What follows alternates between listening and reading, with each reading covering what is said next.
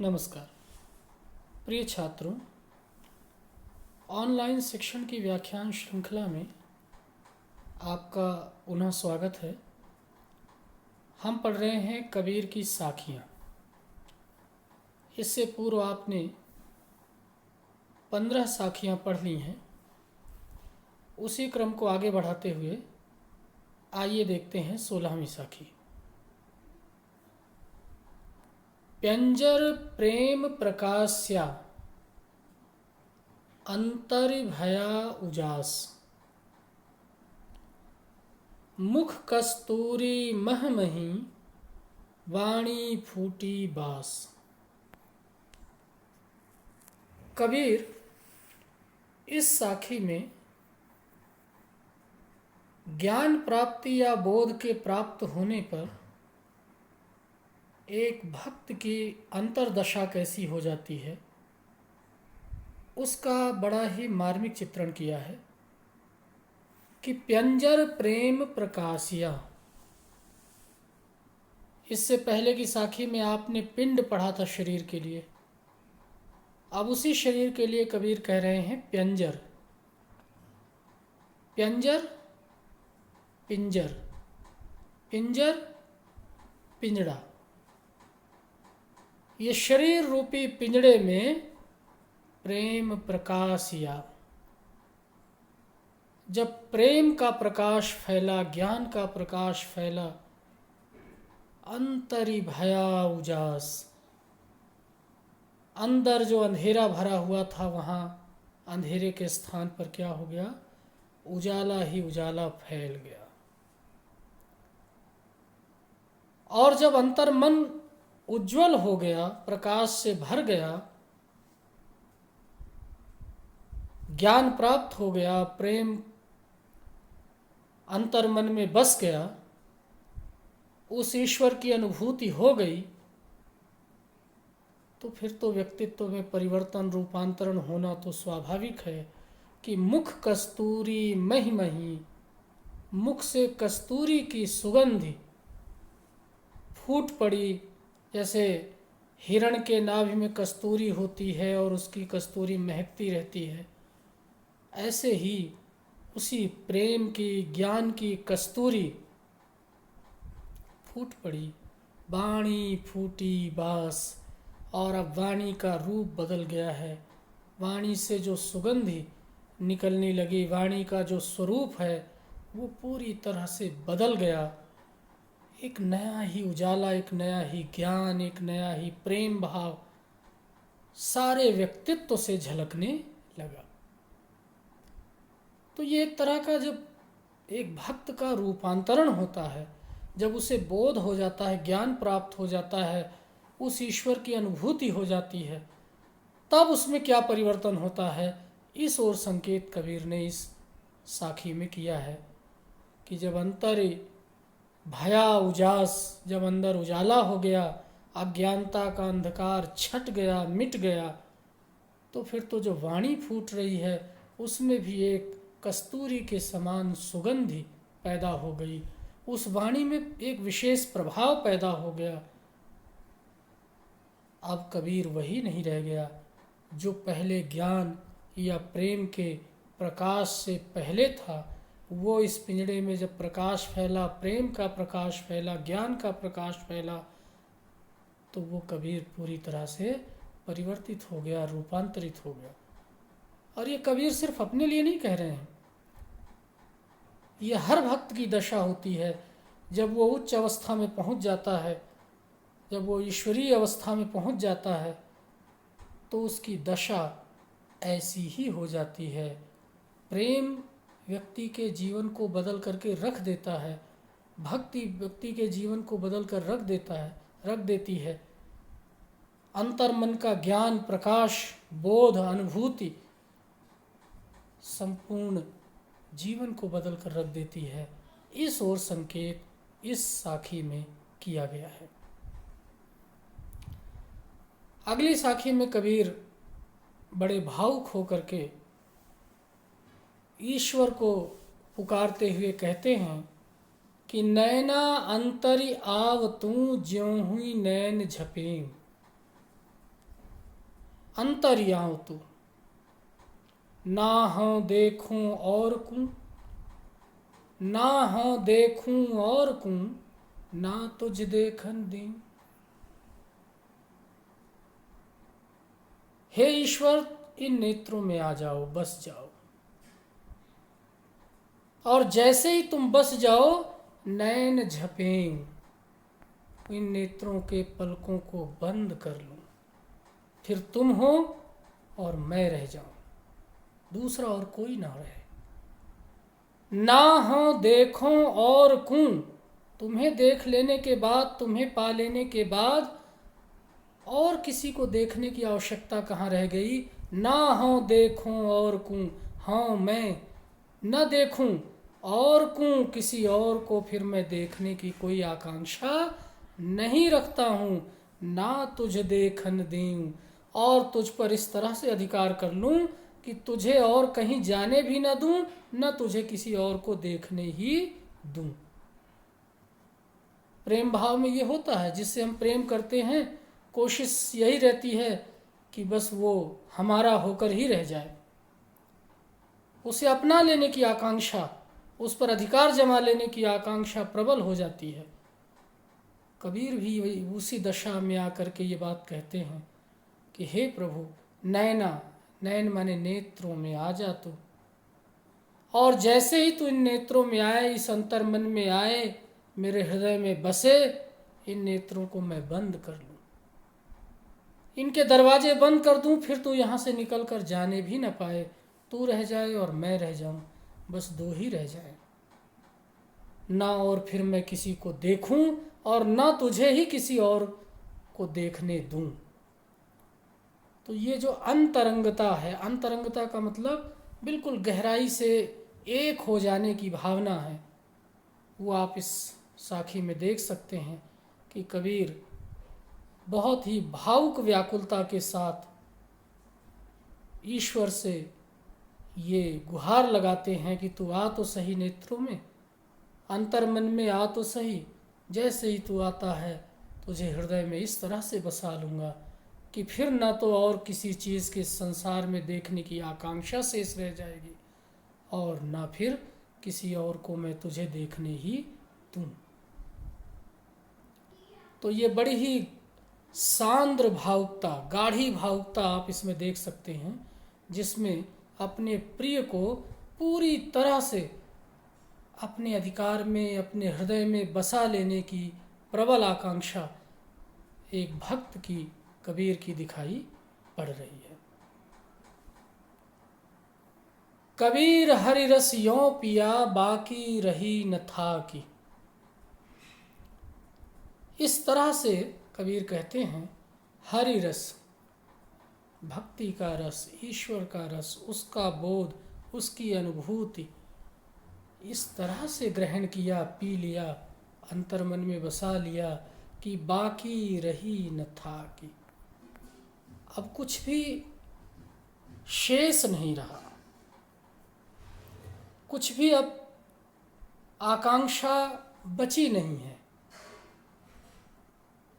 पाका कलश कुम्हार का, बहुरी न चढ़ई चाकी। दृष्टांत देते हैं, दृष्टांत अलंकार है कि पाका कलश कुम्हार का, उदाहरण देते हैं। दृष्टांत क्या होता है, जैसे किसी उदाहरण से समझाओ आप उसे। पाका कलश कुम्हार का, अब मेरी दशा बिल्कुल वैसी हो गई है जैसे कोई कलश, मिट्टी का घड़ा, कुम्हार ने जो मिट्टी का घड़ा तैयार किया है उसे आवा में पका लिया है, अब बहुरी न चढ़ई चाकी। अब वो दोबारा पका हुआ घड़ा चाक पर नहीं चढ़ाया जा सकता। तो मेरी अवस्था भी ऐसी हो गई है, मैंने उस ईश्वर की ऐसी अनुभूति कर ली है, उसके सत्य को, मर्म को, रहस्य को ऐसे जान लिया है कि अब कुछ भी शेष पाने को कुछ शेष नहीं रहा, कोई आकांक्षा शेष नहीं रही। बिल्कुल वही दशा हो गई है जैसे अब वो घड़ा पूरा हो गया है, पक गया है तप करके। अब उसे दोबारा अगर कोई चाक पे, कुम्हार के चाक पर चढ़ा करके उसमें कुछ परिवर्तन करना चाहे तो वो परिवर्तन संभव नहीं है। वो घड़ा पूर्ण हो चुका है। अब मेरा मन विचलित नहीं होता है, अब मेरा मन इधर उधर भागता नहीं है। हरि का रस, उस ईश्वर का रस पूरी तरह से पी करके मैं इस तरह से छक चुका हूँ, पूर्ण हो चुका हूँ, तृप्त हो चुका हूँ, संतुष्ट हो चुका हूँ कि अब कोई आकांक्षा शेष नहीं रही।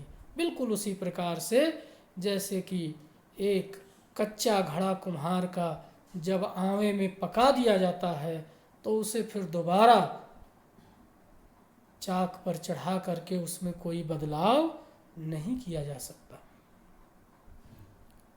मैं अनुभूति की, ईश्वर की प्राप्ति की उस अवस्था तक पहुंच चुका हूं, कबीर कहते हैं कि उस दशा तक पहुंच चुका हूं जहां अब कोई आकांक्षा शेष नहीं रही, बाकी कुछ भी बाकी नहीं रहा। वो सत्य, वो मर्म, वो रहस्य मुझे पता चल गया है। मैं आनंदमय हो चुका हूं। तो आप ये देख सकते हैं कि जब ईश्वर प्राप्ति की अनुभूति होती है तो उसका एक बड़ा ही सुंदर चित्रण यहाँ पर कबीर ने किया है। और आप देखिए, उन्होंने मेहनत कश लोगों के व्यवसाय, कुम्हार के व्यवसाय से यहाँ तुलना दी है कि जैसे घड़ा। और कबीर की वाणियों में, साखियों में ये अक्सर देखने को मिलता है, क्योंकि वो स्वयं एक जुलाहे थे, बुनने का काम भी किया करते थे, वस्त्र बुनने का काम किया करते थे।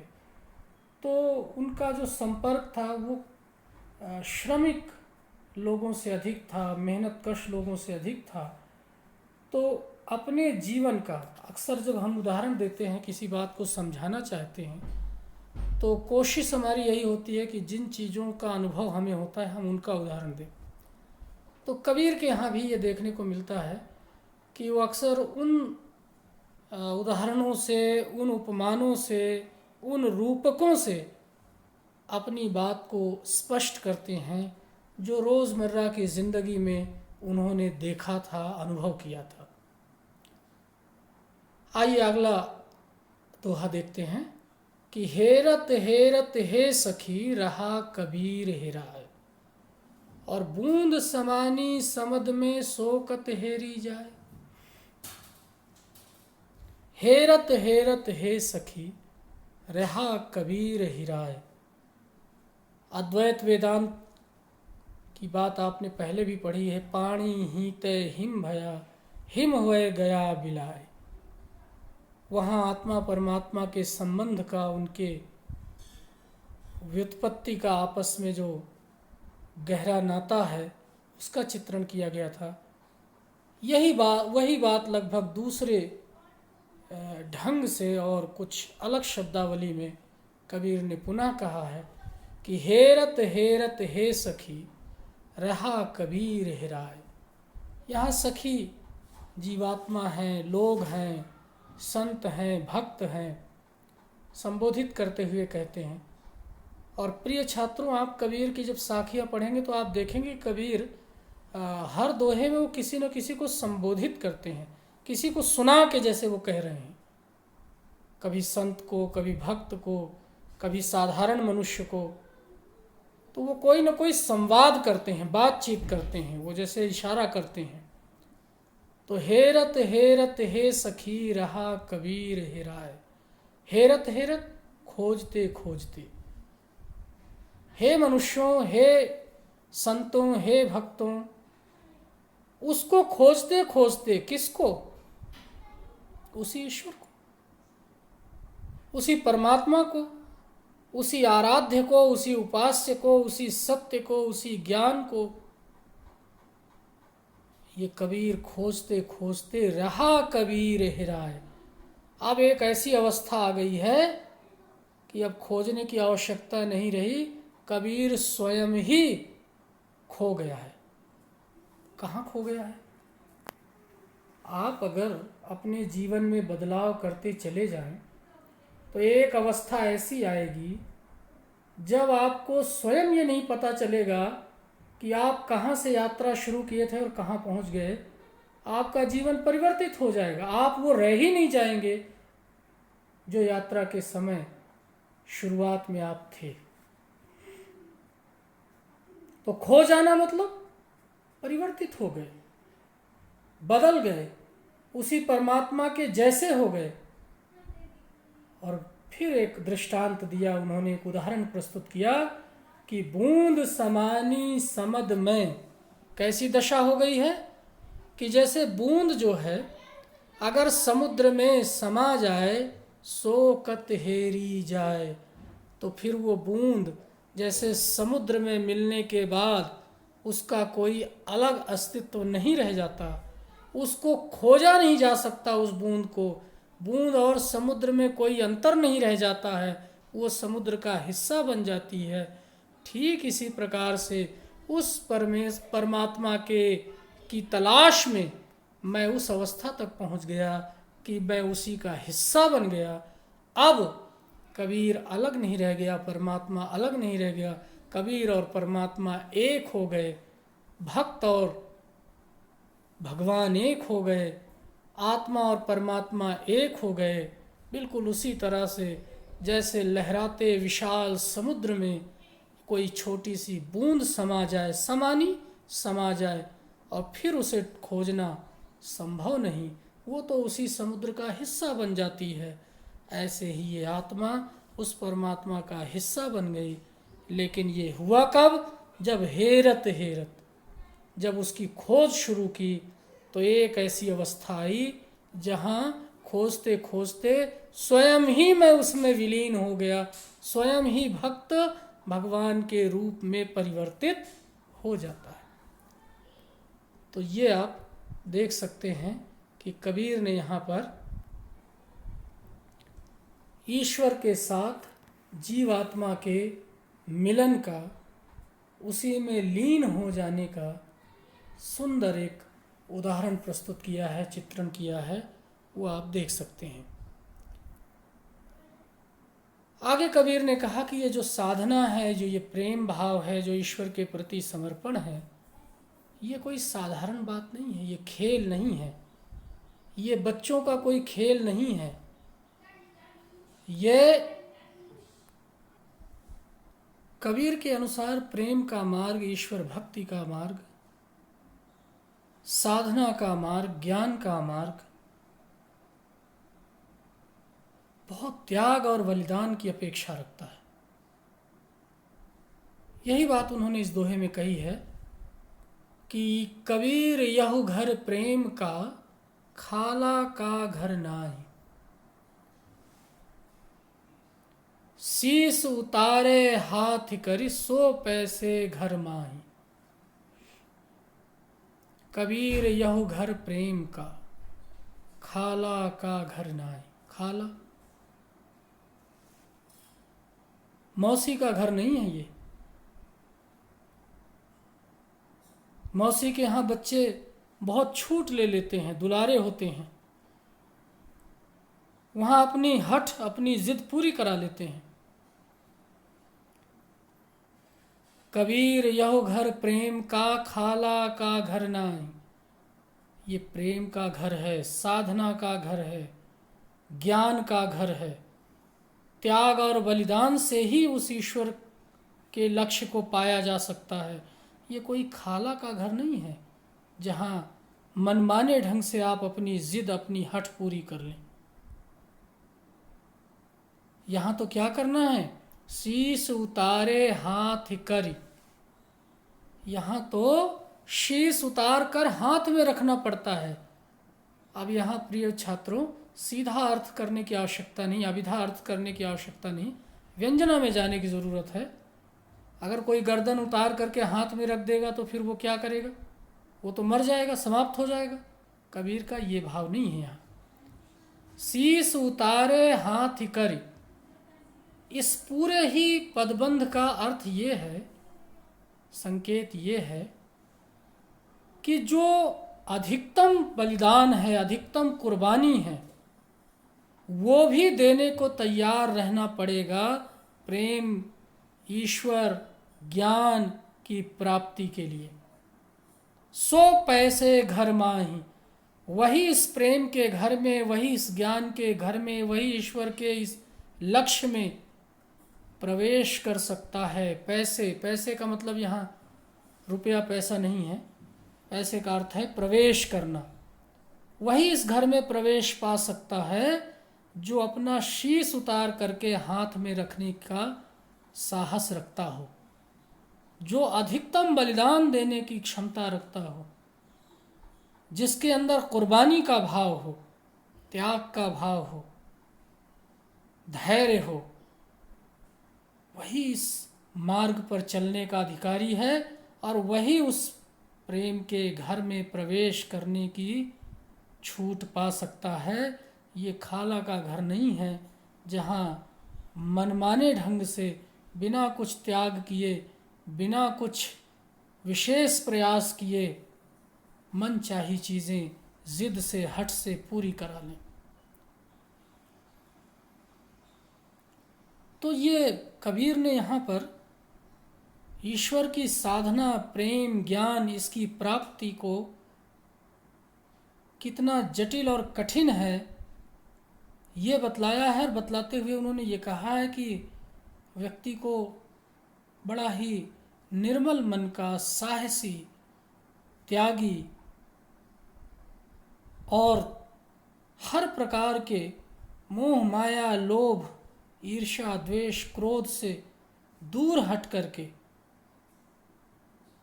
विशुद्ध स्वर्ण की तरह खरा हो करके, तप करके ये प्रेम का घर, ये लक्ष्य, ये प्रेम, ये ज्ञान प्राप्त होता है। ये कोई बैठे बिठाए की चीज़ नहीं है।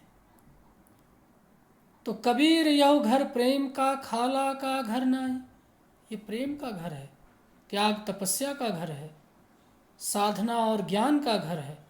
ये खाला का घर नहीं है। यहाँ मनमानापन नहीं चलेगा, यहाँ जिद और हठ नहीं चलेगे, यहाँ अपने आप ही चीज़ें नहीं प्राप्त हो जाती, इसके लिए तपस्या, त्याग करना पड़ता है। शीश उतारे हाथ कर सो पैसे घर माए।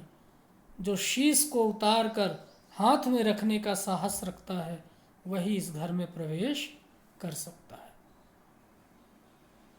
तो इसमें कोई बनावट, अहंकार, धोखा, छल, छद्म नहीं चलता। इसमें तो निष्कपटता के साथ पूर्ण त्याग, पूर्ण निष्ठा, पूर्ण समर्पण ही काम आती है।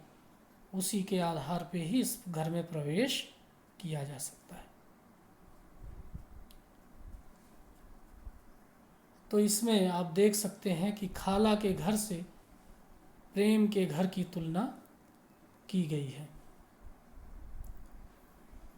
आगे देखते हैं। इस साखी में कबीर ने उस स्थिति का वर्णन किया है जो इससे पहले भी आप पढ़ चुके हैं कि जब ज्ञान प्राप्त हो जाता है, प्रेम का प्रकाश अंतर्मन में फैल जाता है, तो फिर ये जो सांसारिक लोभ, मोह, क्रोध, ईर्ष्या, द्वेष, अहंकार और स्वयं के होने का बोध है कि मैं एक विशिष्ट मनुष्य हूँ, ये सब मिट जाता है। फिर व्यक्ति का रूपांतरण हो जाता है, कायांतरण हो जाता है, अंतर्मन बिल्कुल परिवर्तित हो जाता है। उसी का चित्रण यहाँ है कि जब मैं था तब हरि नहीं, मैं, ये बीज शब्द है इस साखी का, मैं। अब हरि है मैं नहीं। हरि वो ईश्वर, वो सत्य, वो ज्ञान, वो अनुभूति। सब अंधियारा मिट गया जब दीपक देखा माही। माही माने अंतर्मन में। दीपक, दीपक कबीर के यहाँ प्रतीकात्मक है, ज्ञान का, प्रकाश का, प्रेम का, उज्ज्वल अनुभूति का। और अंधियारा है अज्ञानता का, द्वेष, ईर्ष्या, क्रोध, लोभ, सांसारिक माया, प्रपंच का। ये इनका प्रतीक है। जब मैं था, जब मेरे अंदर ये बोध और अहंकार था कि मैं कुछ हूँ, मैं अलग हूँ, मेरा अस्तित्व अलग है, मैं विशिष्ट हूँ, अहंकार था, स्वयं के अलग होने का भाव था, तब हरि नहीं, तब वो ईश्वर मेरे अंतर मन में नहीं था। वो आ ही नहीं सकता। वो ईश्वर तो तब आता है जब आपके अंतर मन में स्वच्छता हो, समर्पण हो, पूर्ण निष्ठा हो, किसी प्रकार का प्रपंच ना हो। और अब हरि है मैं नाही, अब जब उस ईश्वर का वास हुआ मेरे हृदय में, मैं नाही, वह अहंकार मिट चुका है। मैं होने का जो अहंकार